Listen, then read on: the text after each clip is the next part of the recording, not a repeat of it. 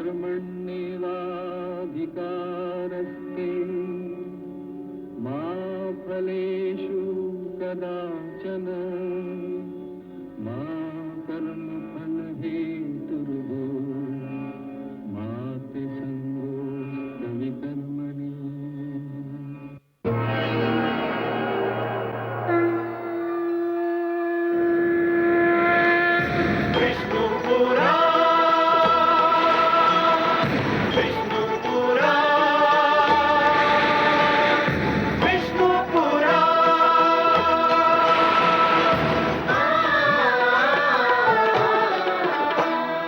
जीव ज्ञान ब्रह्म ज्ञान अथ श्री विष्णु पुराण ओम की कथा महान जय श्री विष्णु पुराण विष्णु पुराण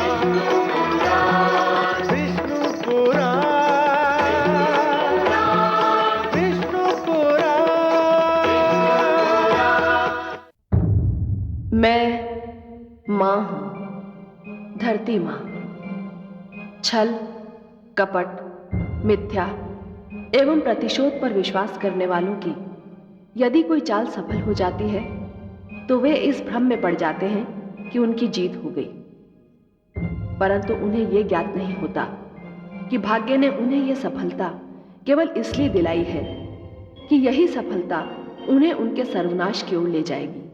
लक्ष्मण रेखा को पार करने के प्रयास में असफल रहने के बाद रावण ने ऋषि का वेश धारण किया, क्योंकि वो जानता था कि रघुवंशी के पास से कोई सवाली खाली हाथ नहीं लौटता। देवी सीता इस चाल में फंस गई और रावण उन्हें हरने में सफल हो गया। मैं जानती हूं कि श्री राम और लक्ष्मण इस घटना पर अवाक रह जाएंगे, पर मैं ये भी जानती हूं कि यह भाग्य ही है जो रावण को श्री राम से टकराने को उकसा रहा है।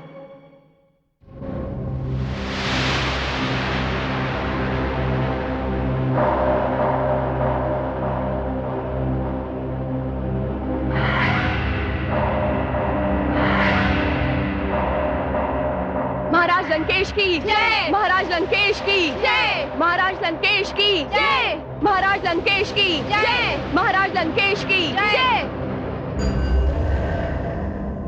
सीते, ये लंका की प्रसिद्ध अशोक वाटिका है। अब तुम असुरों के सम्राट लंकापति रावण के भवन में हो। भूल जाओ अयोध्या को, भूल जाओ उस तुच्छ साधारण मानव को जिसका नाम राम है, और लंकेश को अपने हृदय में स्थान दे दो। अधम, दुष्ट, पापी, दुष्ट, तू तो मेरी दृष्टि से उतर चुका है। मुझे अपने हृदय में बसाने की बात करता है।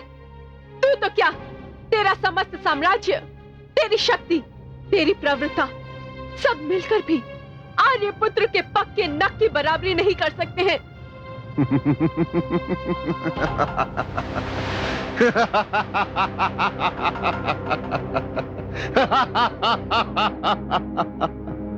मैं मानता हूं सीते कि मैंने तुम्हारे साथ किसी विशेष कारण से छल किया, मानता हूं मैं, परंतु मैं तुम्हारे पर कोई अनुचित दबाव नहीं डालूंगा।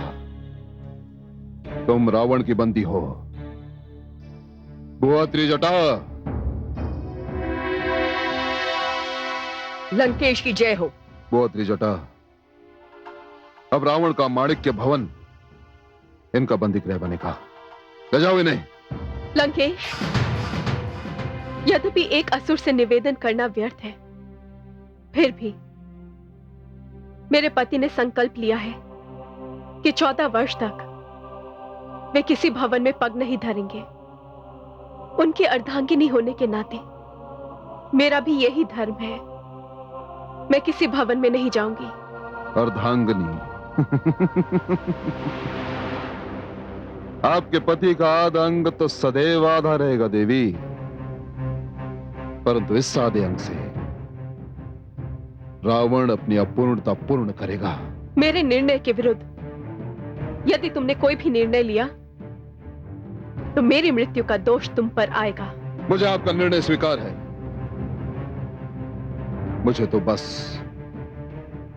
उस दिन की प्रतीक्षा है जब तुम्हारा वो राम मेरे समक्ष आकर निवेदन करेगा, मेरे पैरों पर गिरकर गिड़गिड़ाएगा, तुम्हारे लिए भीख मांगेगा मुझसे, परंतु मैं उसे भीख नहीं दूंगा, मैं उसे दूंगा मृत्यु। मुझे तो केवल अपनी बहन शूर्पणखा को दिए हुए वचन को पूर्ण करना है। इसके लिए आपका जीवित रहना आवश्यक है। हुआ त्रिजटा, सीता को अशोक वाटिका में ही रखा जाए। जो आज्ञा लंकेश। और ध्यान रहे, मेरी अनुमति के बिना सीता से कोई नहीं मिल सकता। यह मेरा आदेश है। चलिए।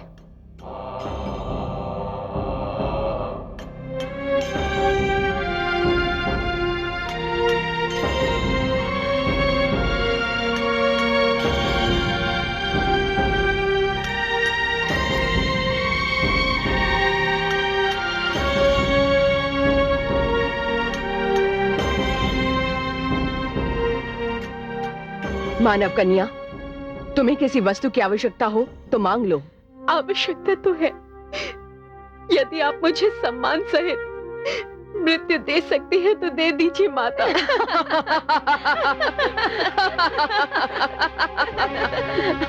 वाहरी मानवी, मृत्यु भी सम्मान के साथ। बंद करो हंसना और जाओ अपने अपने स्थानों पर पहरा दो। मानवी, तूने मुझे माता कहा है। मैं तुम्हें मृत्यु तो नहीं दे सकती, किंतु तुम्हारे आत्मसम्मान का ध्यान रखूंगी।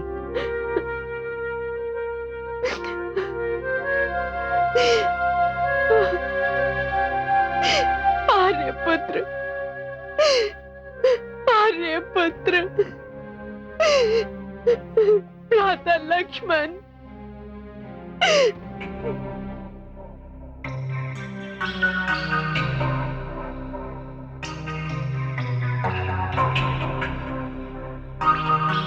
राजकुमारी जी, किसकी आज्ञा से तू मेरे कक्ष में आई?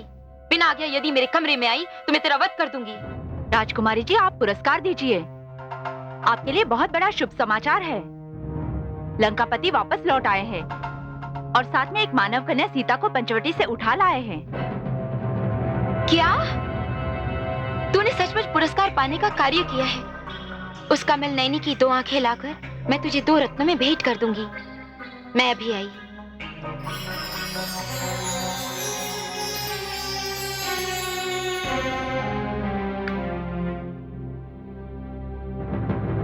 शूर्पणखा, मैं तुम्हारे प्रतिशोध का साधन उठा लाया हूं। कहां हो तुम? लंकेश की जय हो। शूर्पणखा कहां है? राजकुमारी जी अशोक वाटिका गई हैं। अशोक वाटिका? इसका अर्थ यह हुआ कि उसे सीता की आने की सूचना मिल गई। हे सूर्यदेव, आप लंकेश की बंदिनी जानकी की दशा देख रहे हैं ना? आपकी दृष्टि तो आर्यपुत्र और भ्राता लक्ष्मण पर भी होगी। कृपया करके उन्हें इस दीन की दशा का वर्णन कर दीजिए।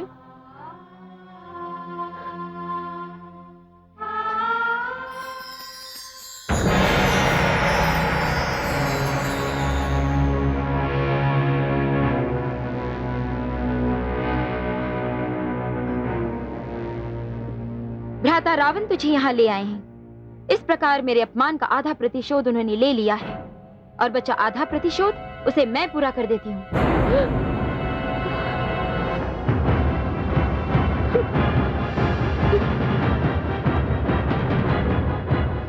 राजकुमारी शूर्पणखा, सावधान!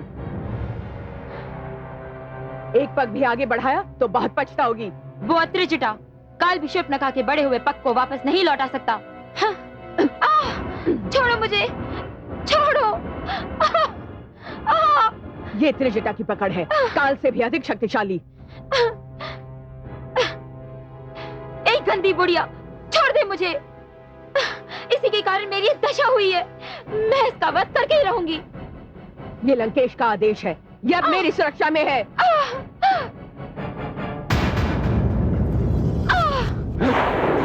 भ्राताश्री, आप इसे यहाँ ले आए, आपका बहुत बहुत धन्यवाद। आज मैं जी भर के अपने अपमान का प्रतिशोध लूंगी। इसके देवर ने मेरी नाक काटी है। आज मैं भी इसका वध करके अपने मन की ज्वाला को शांत करूंगी। नहीं, इसकी आज्ञा तुम्हें नहीं है। तुम्हारे अपमान का कारण ये स्त्री नहीं, तुम्हारे अपमान का कारण है वो तुच्छ मानव राम, उसका अनुज लक्ष्मण। स्त्री के लिए वो राम यहां अवश्य आएगा, और जिस दिन वो यहां आया ना बहन, मैं तुम्हारे अपमान का प्रतिशोध उससे ले लूंगा, क्योंकि मैं रावण हूं। परंतु जब तक राम यहां नहीं आता, ये स्त्री रावण की सुरक्षा में रहेगी। नहीं भ्राता, नहीं भ्राता, मैं ऐसा नहीं होने चुप दूंगी। रखो। यदि तुमने इस स्त्री को हानि भी पहुंचाई, तो रावण के क्रोध को तुम जानती हो, भली भांति जानती हो। हुआ त्रिजटा, आदेश लंकेश। शूर्पणखा को अशोक वाटिका में प्रवेश ना दिया जाए, ये मेरा आदेश है। यदि आदेश का पालन न किया तो वध कर देना इसका, वध कर देना इसका। चलो। छोड़ो भ्राता, भ्राता छोड़ दो।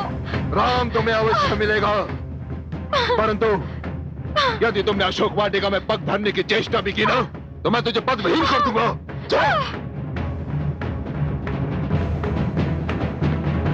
सीता मेरे और राम के बीच बाधा बनकर खड़ी है। जब तक मैं इस बाधा को हटा नहीं देती, राम मेरा नहीं हो मैं सकता। कुछ नहीं सुनना चाहता।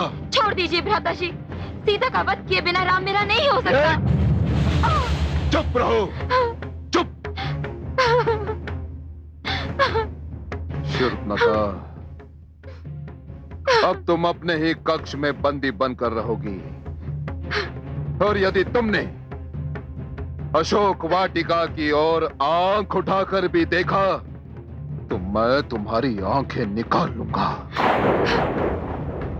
और तुम भली भांति जानती हो कि जो मैं कहता हूं वही करता हूं, क्योंकि मैं रावण हूं, लंकापति रावण।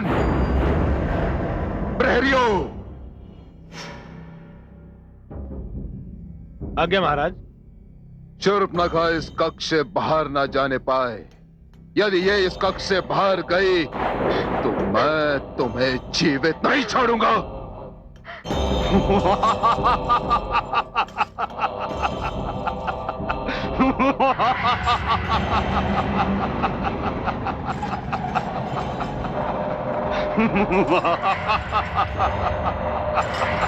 काल, तू हंस क्यों रहा है? हंस इसलिए रहा हूं कि रावण जैसे महान विद्वान की भी जब मति भ्रष्ट होती है, तो हरण और वरण का अंतर भुला बैठता है। क्या बक रहा है तू? सत्य कह रहा हूं लंकेश, तुमने सीता का हरण करके वास्तव में अपनी मृत्यु का वरण किया है।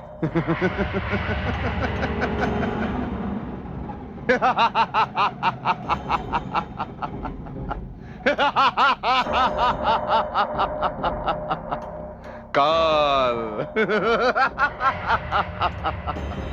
तुम्हारा मस्तक फिर गया है। मृत्यु तो तू है, और तू मेरा बंदी है। मैंने सदा के लिए तुझे अपने सिरहाने बांधकर तुझे अपना बंदी बना लिया। मूर्ख, मृत्यु दिन रात अपने सिर पे खड़ी पाता है और समझता है कि तूने उसे बंदी बना ली।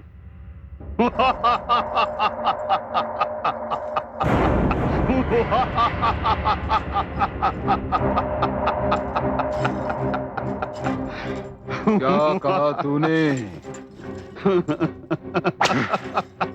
क्या कहा?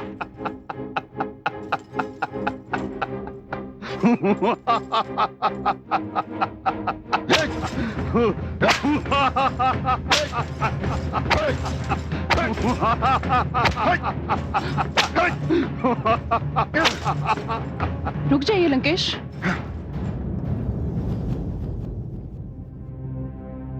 ये क्या कर रहे हैं आप? मैं इस दुष्ट को इसकी दुष्टता का दंड दे रहा हूं। ये मेरा महान रावण का परिहास उड़ाने का साहस कर रहा था महारानी।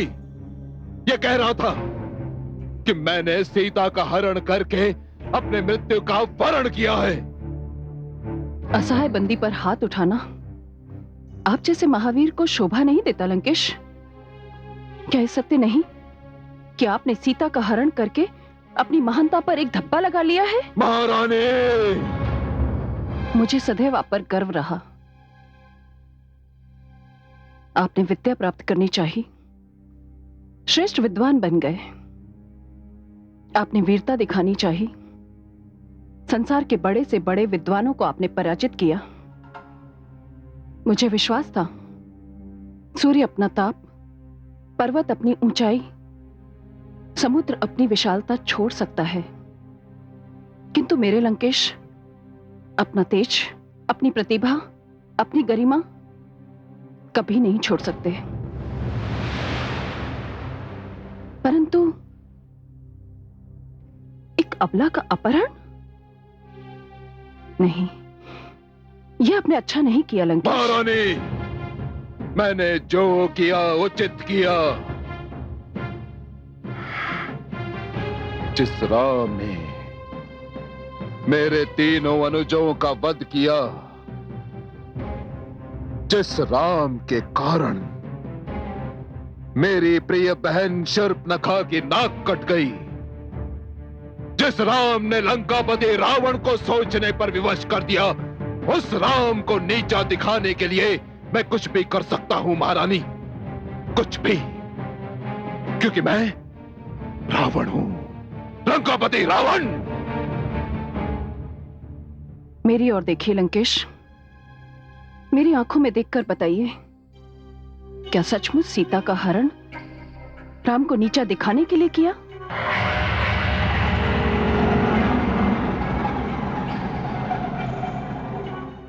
क्या आप राम को इसलिए पराजित करना चाहते हैं क्योंकि उन्होंने आपके अनुजों का वध किया, जिसकी वजह से शूर्पणखा अपनी नाक से वंचित हो गई?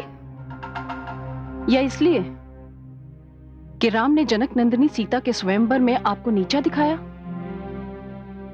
सत्य कहिए लंकेश, आप राम को पराजित करना चाहते हैं या सीता को जीतना? समझ गया, मैं सब कुछ समझ गया महारानी। ईर्ष्या अपना कार्य कर रही है,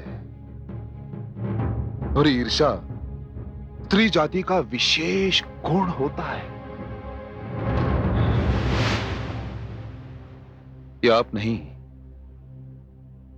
नहीं बोल रही महारानी, ये आपके भीतर छिपा हुआ वो भय बोल रहा है कि कहीं सीता आपका स्थान न ले ले। परंतु महारानी, आप निश्चिंत रहिए, आपका स्थान सुरक्षित था और सदैव सुरक्षित रहेगा। मुझे अपना पद छिन जाने का कोई भय नहीं लंकेश। मुझे भय है तो केवल ब्रह्मा के वरदान का, उनकी भविष्यवाणी का कि कहीं। महारानी मंदोदरी, आप मुझे क्रोध दिला रही हैं। मुझे ब्रह्मा का वरदान तुच्छ लगता है। सच पूछिए तो मुझे स्वयं ब्रह्मा तुच्छ लगता है, क्योंकि मैं रावण हूं, रावण। मैंने सीता का हरण इसलिए किया कि राम उसके लिए यहां आए मेरे पास, और मेरे पैरों में गिरकर मुझसे अपनी पत्नी के लिए भीख मांगे, या फिर वो रावण से टक्कर ले और यदि उसने मुझसे भीख मांगी महारानी, तो आप देख लेंगी कि आपका रावण कितना दयावान है। परंतु यदि उसने मुझसे टक्कर ली तो आपको यह ज्ञात हो जाएगा कि आपका रावण कितना बलशाली है। सुनिए लंकेश,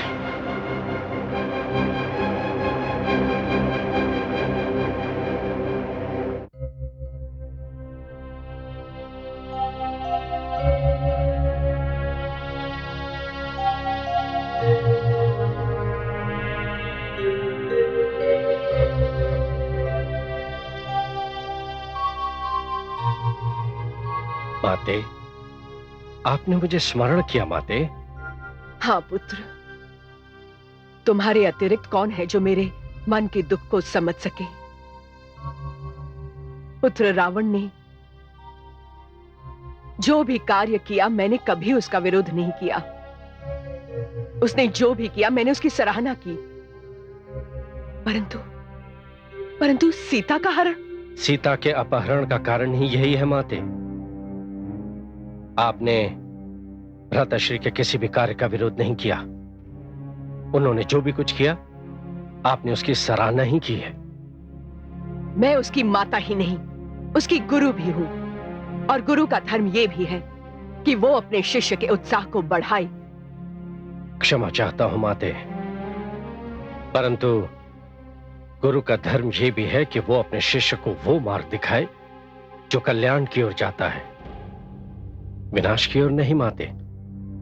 जो सत्य का मार्ग है, शांति का मार्ग भी है। जो हुआ सो हुआ, परंतु क्या तुम उसे विनाश के मार्ग पर बढ़ने से रोक नहीं सकते? जब माता होकर आप उन्हें नहीं रोक सकती, तो मैं अनुज होकर उन्हें रोकने का साहस कैसे कर सकता हूं माताश्री। किंतु मैं आपकी इस बात से सहमत हूं माताश्री कि भ्राताश्री विनाश के मार्ग पर ही अग्रसर हैं। अपनी ही धुन में भ्राताश्री ब्रह्मा और उनके वरदान को तुच्छ समझने पर तुले हुए हैं, और ये उनकी भूल है। बस मुझे एक बात का दुख है माते, कि मेरे नेत्र जो देख रहे हैं मैं भ्राताश्री को वो दिखा नहीं सकता।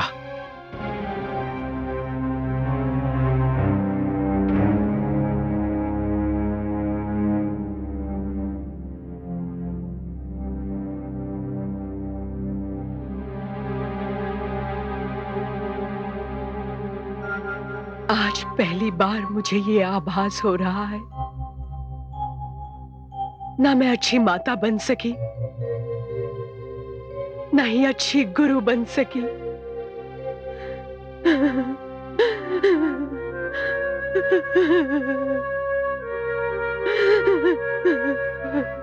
कौन समझाएगा लंकेश को कि उन्होंने जो मार्ग चुना है वहां विनाश के अतिरिक्त कुछ भी नहीं। कोई नहीं समझा सकता देवी।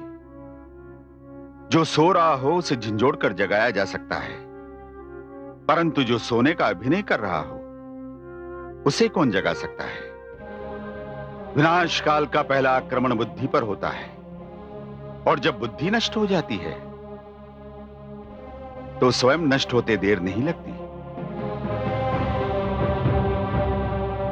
क्या इस विनाश को रोकने का कोई उपाय नहीं? नहीं, सत्य पूछो तो न मुझे इसकी चिंता है न दुख।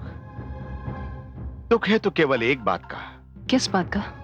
इसका कि तुम्हारी जैसी पवित्र महान पातिव्रत्य धर्म का पालन करने वाली नारी को दुख हो रहा है।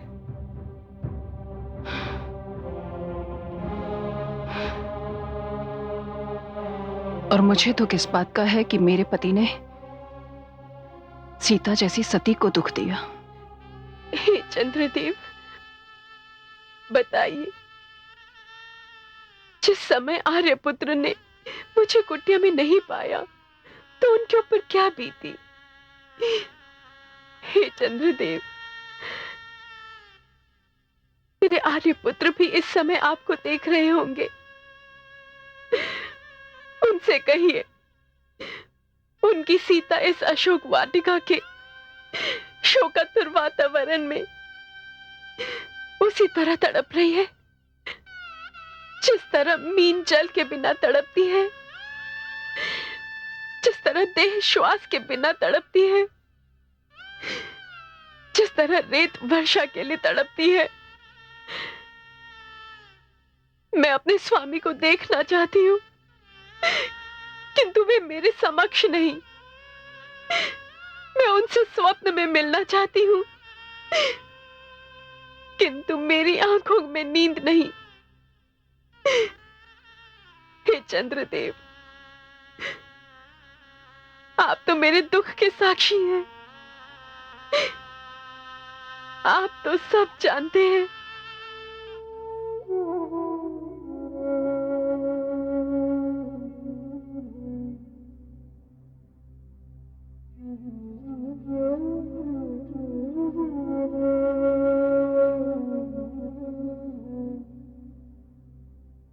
भ्राताश्री, भ्राताश्री, आइए, थोड़ा विश्राम कर लीजिए। विश्राम? वो तो जानकी संग ले गई अनुज। भ्राताश्री, सारी रात्रि आपने आंखों में ही काट ली है। तनिक सो लेते तो अच्छा होता। नींद उड़ गई है अनुज आंखों से। न जाने जानकी कहां होगी, किस असुर की बंदिनी बन गई होगी। जब तक जानकी को देख नहीं लेता, आंखों में नींद नहीं आएगी अनुज, न मन को चैन मिलेगा।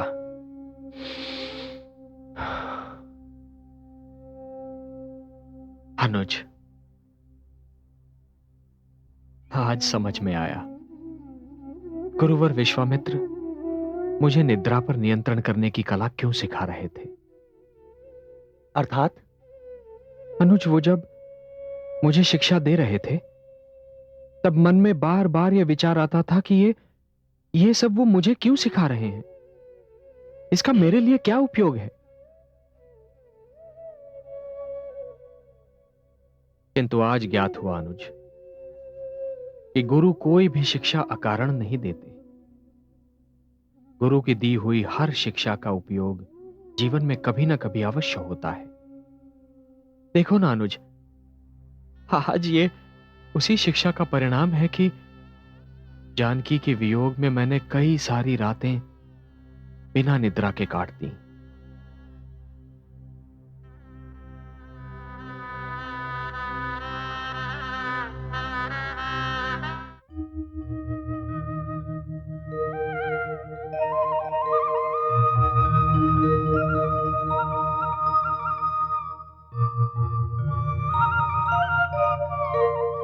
प्रणाम ऋषिगण।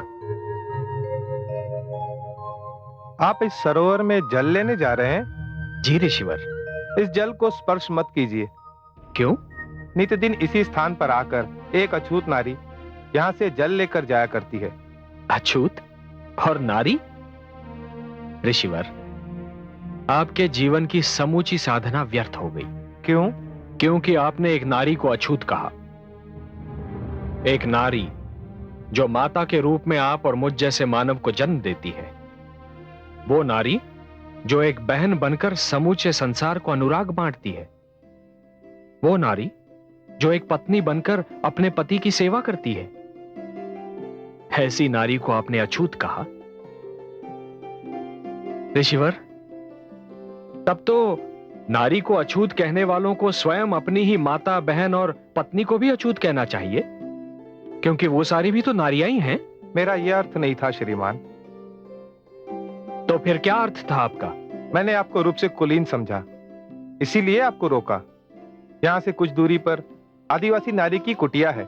वो नित्यदिन यहाँ आकर जल लेकर जाया करती है। मैंने सोचा कहीं आप अशुद्ध ना हो जाएं। अशुद्ध? ऋषिवर, जल तो अशुद्ध को शुद्ध बनाता है, स्वच्छता प्रदान करता है। जल अशुद्ध कैसे हो सकता है? मुझे आप सबकी बुद्धि पर दया आ रही है ऋषिवर, क्योंकि आप सब ये भी नहीं समझते कि अशुद्धता अशुद्ध कर्मों की देन है और नारी वो तो स्वयं जननी है, अशुद्ध कैसे हो सकती है? ऋषिवर, कृपया अपने शिष्यों को इस प्रकार की शिक्षा मत दीजिएगा। ऐसी शिक्षा से पीढ़ियों की विचारधारा भ्रष्ट हो जाएगी। कहां रहती हैं वो देवी? स्वयं मैं जाकर उनके दर्शन करना चाहता हूं। बस यहां से कुछ ही दूरी पर। चलो अनुज, आइए भ्राताश्री। उस देवी के दर्शन करके स्वयं धन्य हो जाएं। प्रणाम।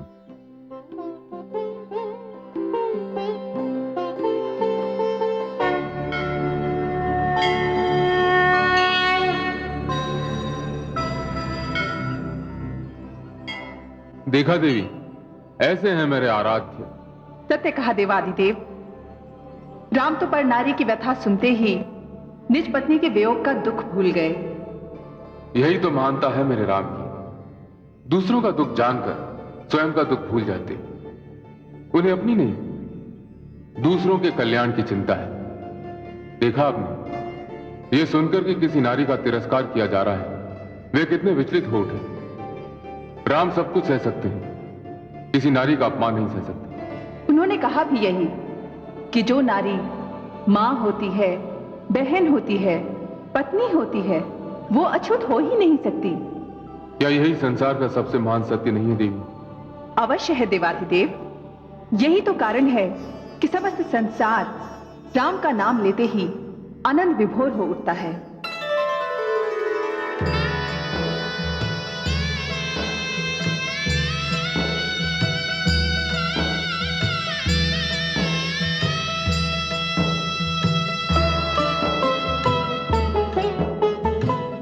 पूछत नभ से और धरा से,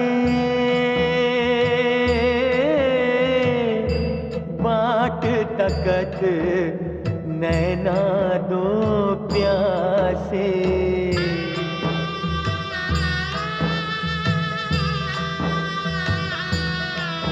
हो एक ही आशा साज सकारे,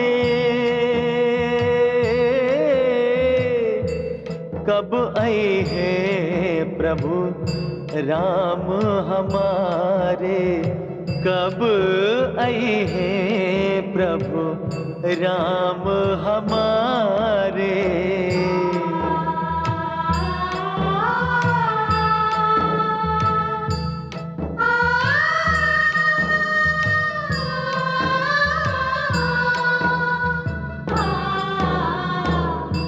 भई प्रतीक्षा मृत्यु समाना,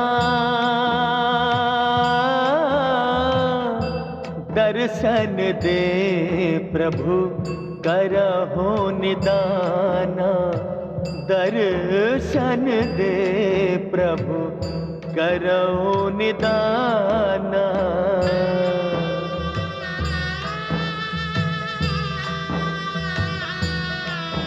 हो छट गए शबरी सब अंधियारे,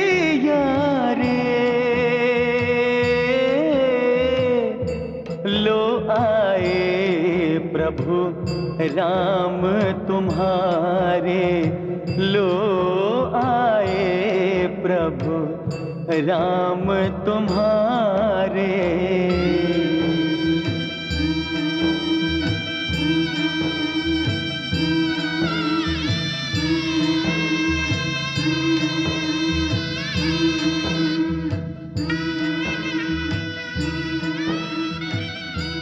माता।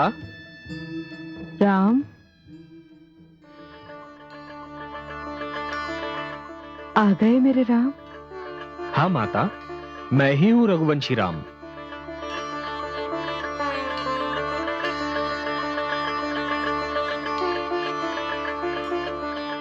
राम,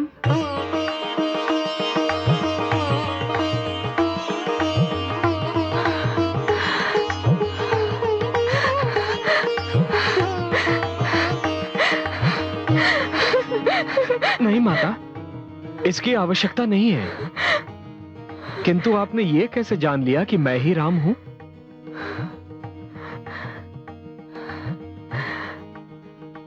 जिसकी प्रतीक्षा में मैंने इन राहों पर पलकें बिछा रखी थी, जिसके दर्शन की आस में मैंने नैनों के दीपक संजो रखे थे, जिसका नाम रटते रटते मैं अपना ही नाम भूल गई थी, वो मेरे सामने आता और मैं उसे ना पहचानती, तब तो मेरा जीवन, मेरी साधना सब व्यर्थ जाती। मेरे राम।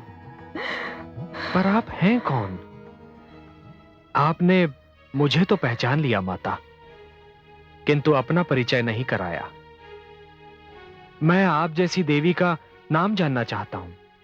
मेरा तो एकमात्र परिचय है, मैं अपने राम की दासी हूं। संसार मुझे व्यर्थी शबरी नाम से पुकारता है। मेरा जीवन राम का स्मरण, मेरी भाषा राम नाम का जाप, मेरा मन राम का मंदिर है। मैंने अपना जीवन राम की प्रतीक्षा में बिताया। सदैव ये नेत्र द्वार पर लगे रहते कि कब एक आहट होगी, ये द्वार खुले और मेरे राम मेरे नेत्रों के समक्ष हो।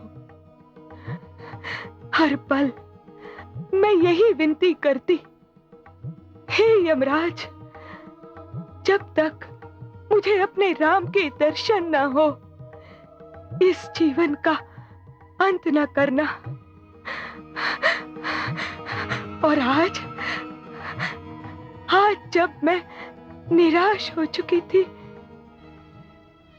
आपने मेरे मन की पुकार सुन ली, मुझे धन्य कर दिया। मन करता है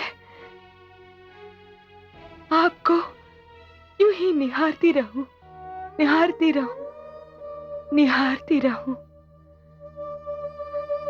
निहारती रहूं, यूं ही निहारती रहूं और इस जीवन का अंत हो जाए।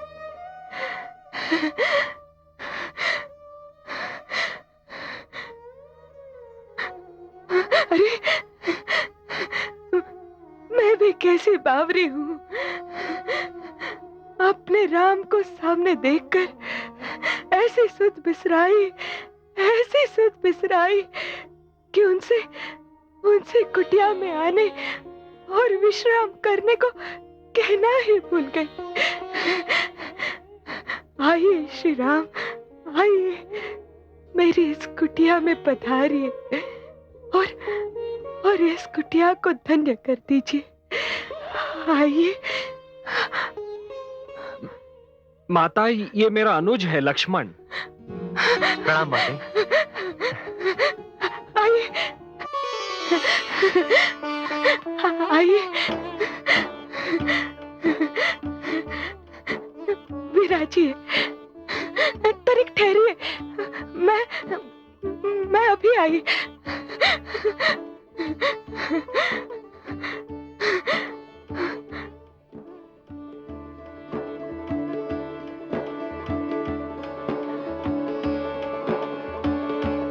कैसे बिठाऊं अपने राम को? इस कुटिया में कोई ढंग की वस्तु भी तो नहीं है। मुझे क्या पता था कि अब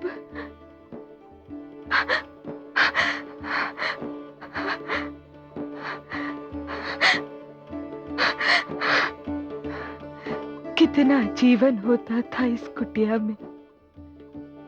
सब चले गए और इस कुटिया को मरघट की भांति सुनसान कर गए। आज होते तो देखते कैसे इस कुटिया के भाग जागे हैं।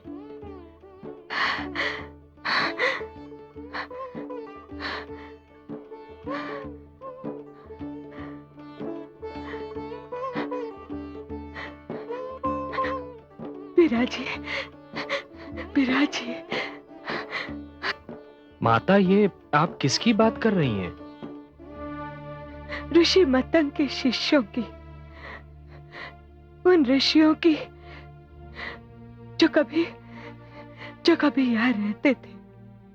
तो वो कहाँ चले गए माता? क्या बताऊं, बड़ी दुख भरी कहानी है।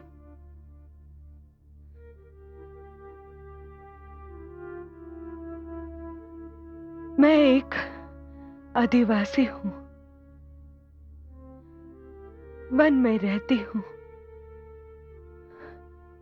मेरे माता पिता मेरा विवाह एक ऐसे पुरुष से करना चाहते थे जो मदिरा का रसिया था। मुझे तो मदिरा के नाम से भी घृणा है, और वो दिन रात मदिरा के मद में डूबा रहता था। मैं बहुत रोई, बहुत गिड़गिड़ाई कि मेरा विवाह ऐसे व्यक्ति से मत करो, मगर मेरे माता पिता टस से मस न हुए। जब कुछ न बन पड़ा तो मैं ठीक विवाह की रात वहां से यहां भाग आई। रुक क्यों गई माता? बताइए ना। मैं नित्य दिन ऋषि मतंग और उनके शिष्यों के लिए हवन की लकड़ियां और आहार को फल लाती थी। वो सब भी मेरी सेवा से बहुत प्रसन्न थे। परंतु एक दिन सब कुछ बदल गया। कैसे? उन शिष्यों को पता चल गया कि मैं आदिवासी हूं, अछूत हूं, और बस उसी दिन से वो लकड़ियां हवन के योग्य नहीं रही जो मैं नित्य दिन बिन कर लाती थी। वो फल अशुद्ध हो गए जो वे सदा प्रसन्न होकर खाते थे। मैं आश्चर्यचकित रह गई कि जब तक उन्हें ज्ञात नहीं था कि मैं कौन हूं, सब कुछ शुद्ध था, और जैसे ही उन्हें ज्ञात हुआ कि मैं कौन हूं, सब कुछ अशुद्ध कैसे हो गया, कैसे अशुद्ध हो गया। फिर वे सब एक एक करके इस आश्रम को छोड़ के चले गए, और ये आश्रम सुनसान हो गया। केवल ऋषि मतंग ने मुझे आश्रय दिया। हे राम, क्या इस संसार में अछूत होना इतना बड़ा अपराध है? नहीं माता, नहीं, बल्कि किसी को अछूत समझना अपने आप में एक अपराध है।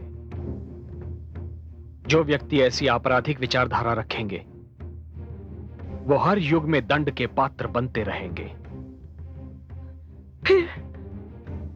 फिर ऋषि मतंग के शिष्यों ने ऐसा क्यों किया? उन्हें भी इसका दंड अवश्य मिलेगा माता, अवश्य मिलेगा। ऐसे ऋषि समाज के माथे का कलंक हैं। वो जिस भी सरोवर के पास जाएंगे उसका जल सूख जाएगा, जिस वृक्ष के तले जाएंगे वो फलहीन हो जाएगा। हाँ माता, ऐसा ही होगा। यह रघुवंशी राम का कथन है। कोई ऊंच न नीच है, कहे राम रघुराय। ऊंच नीच छोटा बड़ा, रघुवर को न सुहाए। जिनके खोटे कर्म हो, बनते नहीं महान। जन्म नहीं बस कर्म है, मानव की पहचान। मानव की पहचान।